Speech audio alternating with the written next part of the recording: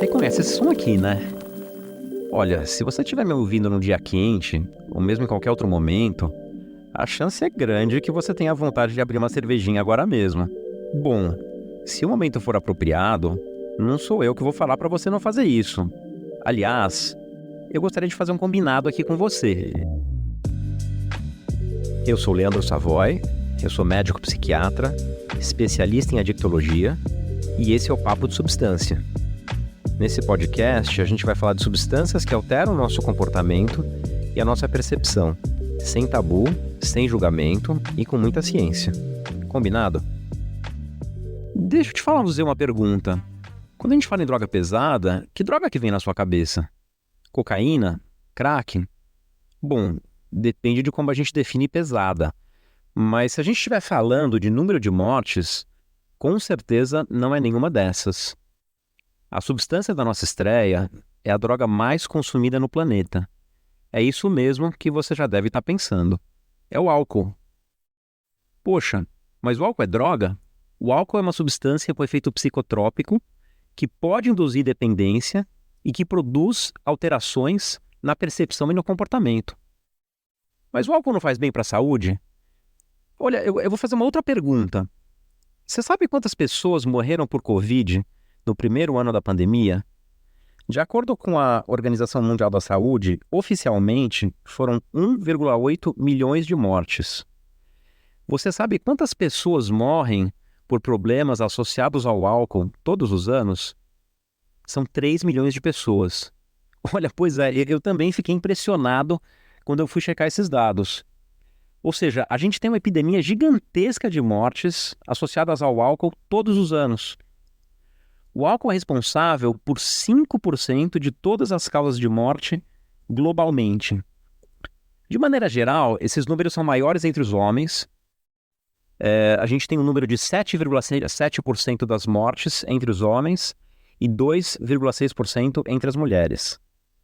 E a gente poderia falar quais são as causas de morte mais comuns. Geralmente são doenças crônicas, cirrose, hepatite alcoólica, doenças cardíacas, câncer, sobretudo do trato digestivo, e não menos importantes, os acidentes automobilísticos, que são a principal causa de morte entre os jovens de 16 a 20 anos. A gente também não pode esquecer de outros tipos de acidentes que acontecem e que a gente muitas vezes nem associa ao álcool. Mas é uma coisa muito comum, mortes por afogamento, quedas e atropelamentos quando a pessoa está sob efeito do álcool ou embriagada. Mortes violentas, como homicídio e suicídio, também estão muito associadas ao álcool. Na verdade, tem uma estatística americana que ela fala que 40% dos criminosos condenados por crimes violentos tinham uma concentração elevada de álcool no organismo no momento da prisão. Essa lista é meio impressionante, né? E, na verdade, não para por aí. Quanto mais a gente pesquisar, mais a gente vai encontrar associações negativas relacionadas ao consumo de álcool. Mas vamos entender melhor essa história, né? Falando tudo isso, por que a gente bebe?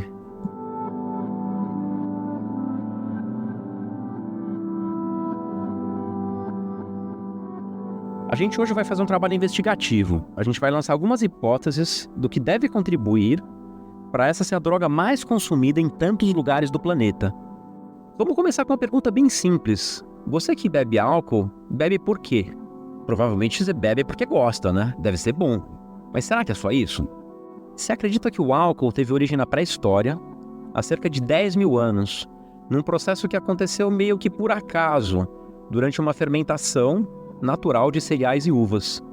Desde então, o ser humano passou a consumir o álcool e atribui diferentes funções sociais para essa bebida. O álcool, a partir desse momento, ocupa um papel central em cerimônias religiosas e celebrações. Mesmo nas civilizações antigas, ele já era fabricado e comercializado e se tornou uma commodity nessas economias antigas. E falando em manufatura e produção, a gente teve 10 mil anos para ser bastante criativo na difusão do álcool nas economias. Aliás, esse é um fator bem importante, porque a disponibilidade é um dos fatores que mais contribuem para influenciar o consumo de determinada substância. O simples fato daquele produto estar disponível. Eu tenho certeza que tem algum tipo de bebida alcoólica a poucos metros do seu alcance. Olha, eu não saberia dizer se o álcool está disponível em cada esquina do planeta, mas no Brasil, certamente. Então tá certo. A gente já pode perceber que o álcool é algo antiquíssimo, que está muito disponível no mundo. Mas vamos pensar num outro fator? As mulheres negras sempre tiveram voz, mas a sociedade nos silenciou. Mesmo assim, nós construímos caminhos e seguimos marchando. Em nome das que se foram, em seus nomes, em nome das que estão por vir. Em um caminho sem volta, a gente segue marchando. Keep walking. Aprecie com moderação. Esse é um comercial muito bem feito, apresentado através da fala de uma mulher negra, bem-sucedida, fala de minorias, de inserção, ascensão social, refinamento intelectual na figura da Djamila Ribeiro. Tem um apelo estético, sensorial, termina com algo muito elegante, que é o tilintar dos cubos de gelo. Isso nos leva a pensar, qual é que é o papel que a publicidade exerce no consumo de álcool? Na publicidade de bebidas alcoólicas, o consumo de álcool é retratado de uma maneira glamurosa, positiva, está associado com diversão, sociabilidade, sucesso. Até que ponto isso pode influenciar a percepção do público e contribuir para uma atitude mais permissiva em relação ao consumo de álcool e mesmo dos excessos?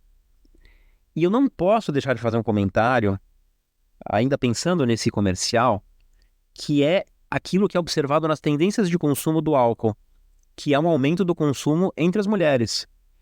Se os hábitos de consumo do álcool antigamente eram de 3 homens para uma mulher, o consumo praticamente se igualou a partir de 2016, ou seja, 1 para 1. E, sobretudo, num tipo de padrão de consumo que a gente poderia chamar, entre aspas, de masculino, que é o binge drinking. O binge drinking em português, ele pode ser traduzido como BPE, beber pesado episódico. Aquilo que é conhecido como beber 5 ou mais doses de uma bebida num período de 2 horas, ou vamos falar de uma maneira mais simples, né? Beber até ficar bêbado. Num estudo que analisou o período de 2004 a 2015, teve um aumento de 70% na procura por serviços de saúde por mulheres que haviam tido um episódio de binge drinking. Então isso realmente é bem significativo. O que as pesquisas mostram é que as mulheres estão tendo uma carga de estresse maior com a diversificação de responsabilidades profissionais, maternas, cuidar de membros da família mais velhos, e que o álcool é uma estratégia de enfrentamento dessas dificuldades. Mas o que a gente sabe é que quando o álcool é utilizado como automedicação ou estratégia de enfrentamento, a chance de você desenvolver uma dependência ou um uso abusivo é muito maior. Vamos ver mais uma pérola, essa daqui é dos anos 90. Momentos de prazer, isso é viver, deixar acontecer, Campari, libere a emoção de ser assim, viver e aproveitar, Campari.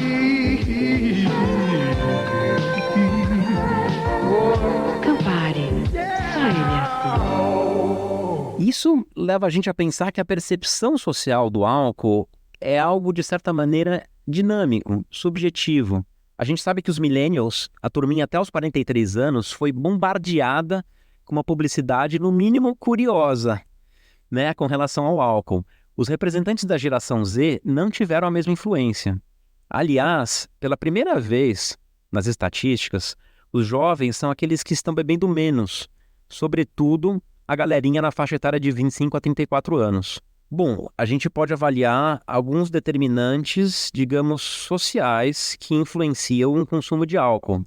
Mas, last but not least, e aí? Né? Qual que é o efeito do álcool? Qual que é a sensação provocada pelo seu consumo?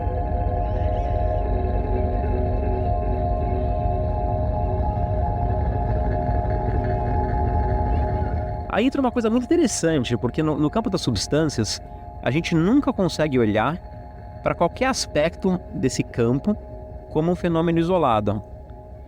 A gente sempre fala no tripé, que é o sujeito, a substância e o contexto.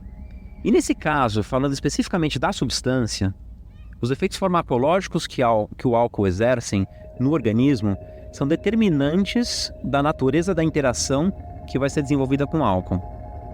A primeira coisa que a gente tem que avaliar é que o álcool é consumido por via oral, diferente de drogas que podem ser fumadas, injetadas. A absorção por via oral ela é mais lenta e está sujeita a variações dependendo da natureza da bebida, como o teor alcoólico, presença de bolhas, o que acelera a absorção do álcool, e de estar ou não de estômago vazio. Aliás, eu vou falar um pouquinho sobre isso mais para frente. O efeito do álcool também vai se modificar de acordo com a concentração no sangue. E além da absorção do álcool, fatores como massa corporal, gênero, metabolismo, também influenciam a concentração do álcool no sangue. O álcool age não só no cérebro, mas em todos os tecidos do organismo, como os músculos, a pele, o sangue, o sistema reprodutor e o coração. O álcool é uma substância depressora do sistema nervoso central. Então, em concentrações mais baixas, o álcool desinibe o funcionamento do sistema nervoso, o que provoca uma sensação de elevação do humor e melhora da sociabilidade. Aliás, uma das maneiras pelas quais se entende o álcool é que ele é um lubrificante social. Ele desinibe as pessoas e facilita as interações sociais. Com a progressão do consumo, aumenta essa sensação de relaxamento, de satisfação. Com o aumento progressivo da dose, a sensação de autoconfiança pode se transformar numa diminuição da crítica, falhas no julgamento e comportamentos inapropriados. Qualquer dose já é suficiente para alterar a coordenação motora, mas concentrações de álcool acima de 1,5 gramas por decilitro já começam a provocar visão dupla. Com concentrações acima de 2 gramas, já é difícil se manter de pé. E com concentrações mais altas, pode ocorrer o que se chama de overdose, intoxicação, ou um termo um pouco forte, mas que em inglês é muito usado, que é envenenamento por álcool, alcohol poisoning, que induz confusão mental, depressão respiratória, diminuição do ritmo cardíaco, hipotermia, coma e eventualmente morte. A intoxicação alcoólica é uma emergência médica e o tratamento geralmente envolve hidratação, manutenção da temperatura, suporte respiratório, uso de oxigênio e manutenção dos níveis de glicose estáveis.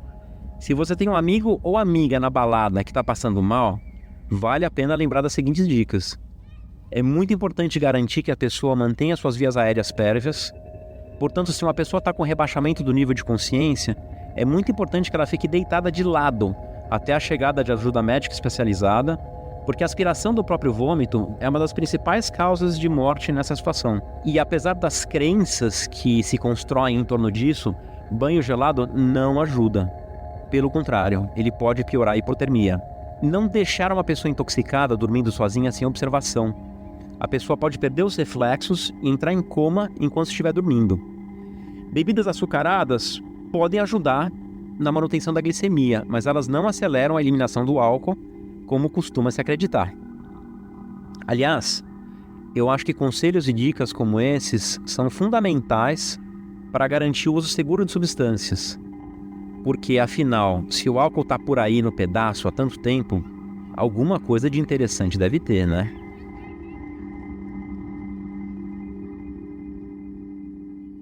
Aliás, uma coisa que eu me pergunto muito é por que será? A gente poderia falar de todas as substâncias, mas o álcool em particular, que é o objeto do nosso papo de hoje, né? Por que o álcool está associado com o universo das artes, da criação? Aproveito para dar uma dica de exposição, que é uma exposição que está em cartaz agora, no MASP, no momento em que a gente está gravando esse papo de substância, que é a exposição do pintor britânico Francis Bacon, A Beleza da Carne. É a primeira exposição individual do artista no país e ela tem obras bem interessantes.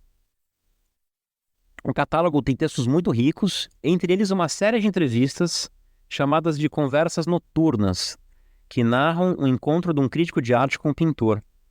E é muito interessante, porque esses encontros eram regados por doses industriais de álcool pela parte de ambos interlocutores. E o álcool parecia ser uma coisa onipresente na vida do pintor.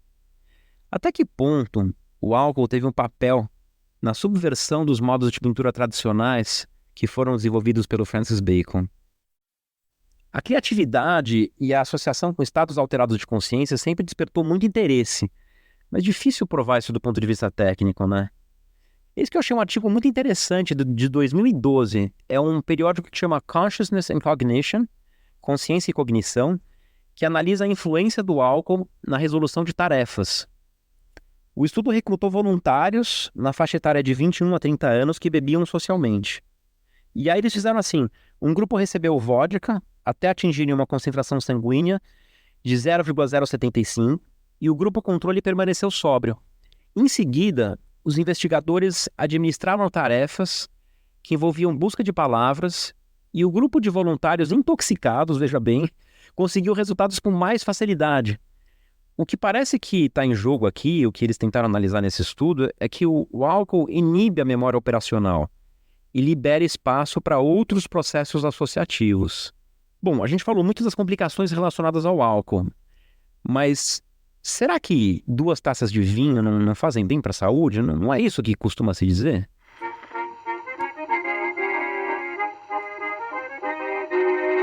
Olha, isso na verdade tem um nome. Isso se chama o mito do vinho tinto, ou paradoxo francês, que é o seguinte: os franceses, apesar de uma dieta gordurosa, rica em queijos, carnes, têm uma taxa relativamente baixa de doenças cardíacas. E a tendência é de se atribuir isso ao consumo de vinho tinto. E o paradoxo francês, ele foi objeto de uma reportagem de 91, na série de televisão americana 60 Minutes, da CBS. E é muito engraçado, porque depois dessa reportagem, as vendas de vinho aumentaram 40% em média nos Estados Unidos. Eles fizeram várias pesquisas em torno dos polifenóis, sobretudo o resveratrol, que parece ter propriedades anti-envelhecimento e de proteção cardíaca, mas na prática esses efeitos nunca tiveram uma demonstração científica mais robusta.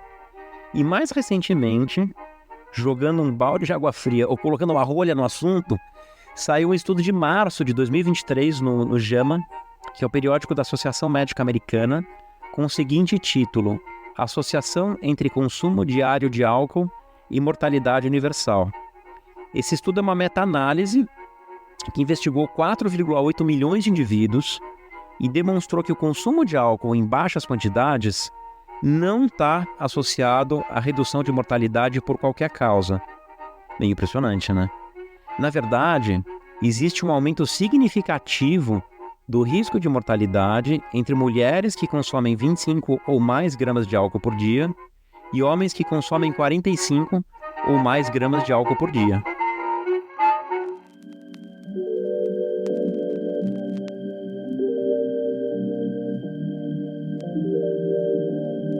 Bom, pessoal, como nesse podcast a gente não tem tabu, vamos para um guia rápido de redução de danos, para você não passar perrengue com álcool na balada, na festinha, na social.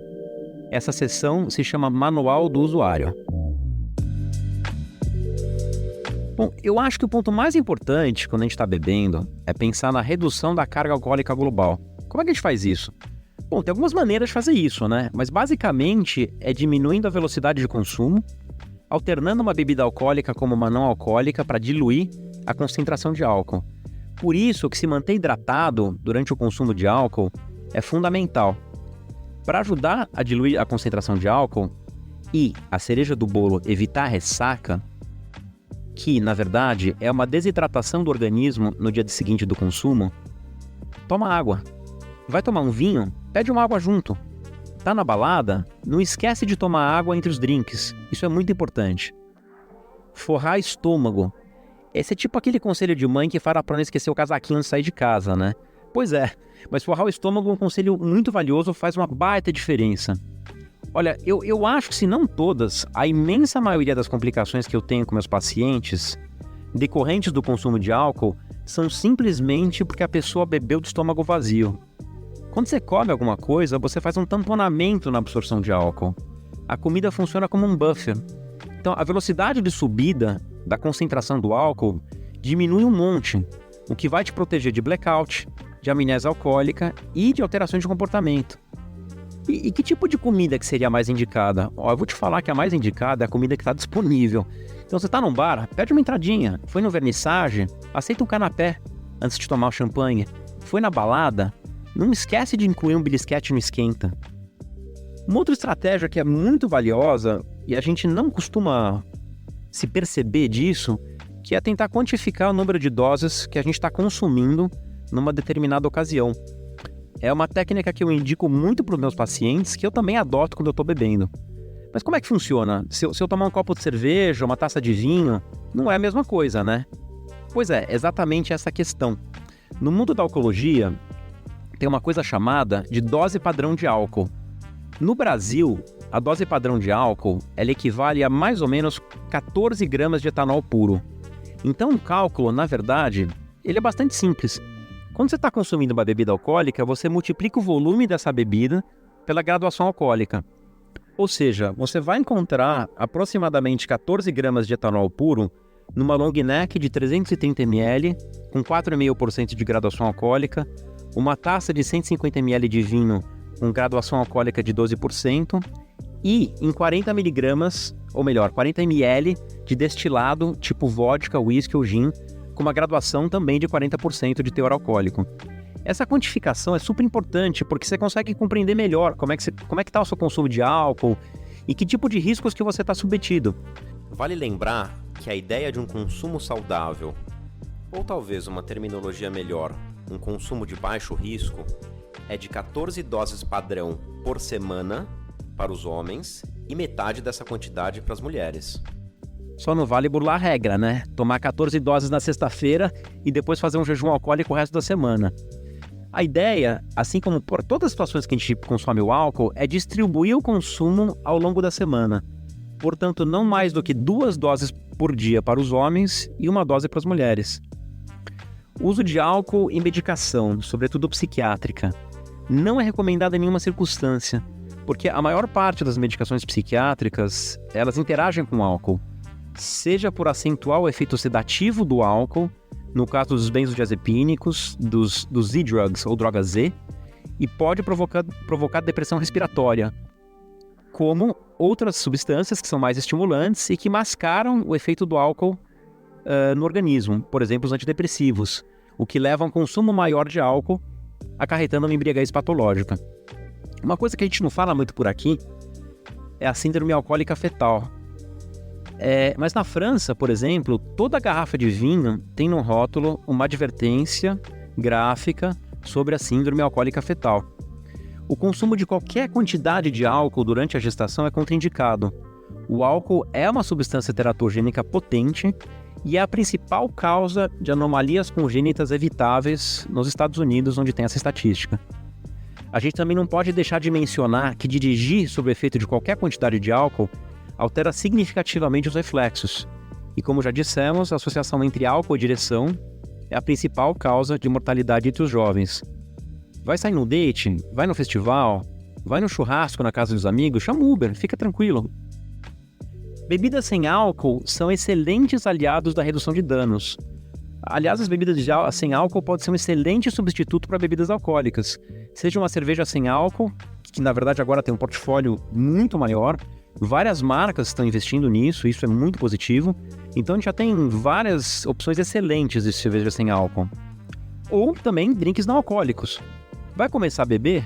Começa com um drink não alcoólico, começa devagar. Vai fazer um after? Que tal uma cerveja sem álcool para dar uma baixada? Agora, pegue esse manual do usuário e mantenha ele sempre no bolso, tá? Ele é a sua habilitação para curtir uma festa legal e sem causar problemas, para você e para o outro. Bom, pessoal, conforme é combinado lá no começo, esse é um espaço sem vergonha e sem julgamento, certo? Espero que vocês tenham gostado. Qualquer dúvida, crítica, sugestão, vai lá no Instagram, @papo_de_substância e deixa a sua impressão. Segue a gente lá para não perder o próximo tema, que será Z-drugs, ou drogas Z, que são zolpidem, zolpiclona, exopiclona e derivados, indutores do sono. Até lá, se você gostou, compartilhe esse podcast com aquele seu amigo ou amiga que é festeiro. Um abraço.